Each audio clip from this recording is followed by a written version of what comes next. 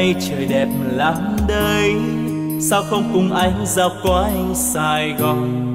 Vì vụ trên xe qua khắp nẻo đường, ngắm phố phường ta luôn mến thương.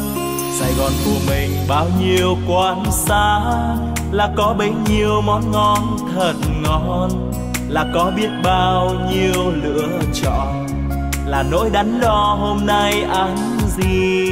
Sài Gòn dịu dàng gom bao nỗi nhớ, đi đến nơi đâu cũng mong về mau. Thương lắm quan quen đôi ta vẫn hẹn, yêu lắm những con đường ta từng qua. Sài Gòn quá xa thương yêu, anh đã thương thật nhiều, anh yêu biết bao nhiêu, anh vẫn thương thật nhiều. Ôi yêu biết bao nhiêu.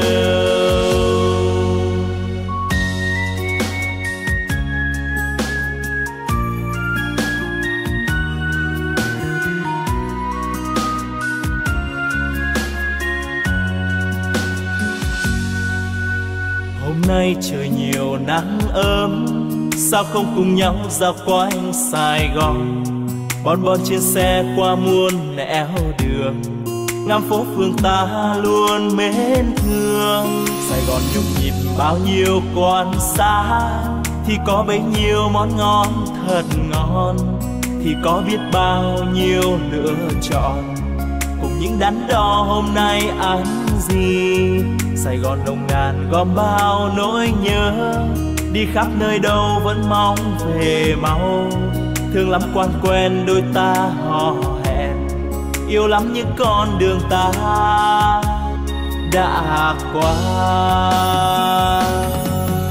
Sài Gòn quá xa thương yêu, anh đã thương thật nhiều, anh yêu biết bao nhiêu, anh vẫn thương thật nhiều. Ôi yêu biết bao nhiêu, anh đã thương thật nhiều, anh yêu biết bao nhiêu, anh vẫn thương thật nhiều. Ôi yêu biết bao nhiêu, anh vẫn thương thật nhiều. Ôi yêu biết bao nhiêu.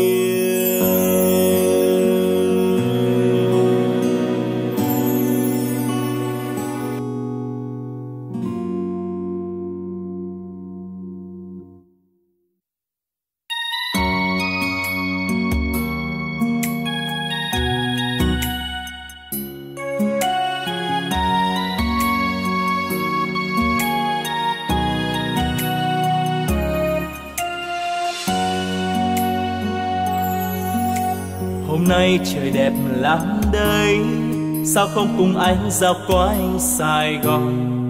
Vì vụ trên xe qua khắp nẻo đường, ngắm phố phường ta luôn mến thương. Sài Gòn của mình bao nhiêu quán xá, là có bấy nhiêu món ngon thật ngon, là có biết bao nhiêu lựa chọn, là nỗi đắn đo hôm nay ăn gì. Sài Gòn dịu dàng gom bao nỗi nhớ, đi đến nơi đâu cũng mong về mau. Thương lắm quan quen đôi ta vẫn hẹn, yêu lắm những con đường ta từng qua.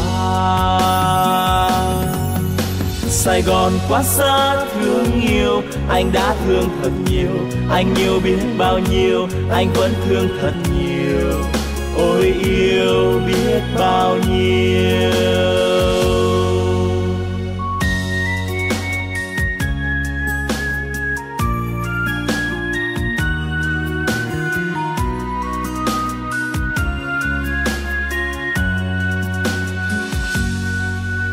Hôm nay trời nhiều nắng ấm, sao không cùng nhau dạo quanh Sài Gòn. Bon bon trên xe qua muôn nẻo đường, ngắm phố phường ta luôn mến thương. Sài Gòn nhộn nhịp bao nhiêu quán xá, thì có bấy nhiêu món ngon thật ngon, thì có biết bao nhiêu lựa chọn, cùng những đắn đo hôm nay ăn gì. Sài Gòn nồng nàn gom bao nỗi nhớ, đi khắp nơi đâu vẫn mong về mau. thương lắm quan quen đôi ta hò hẹn, yêu lắm những con đường ta đã qua.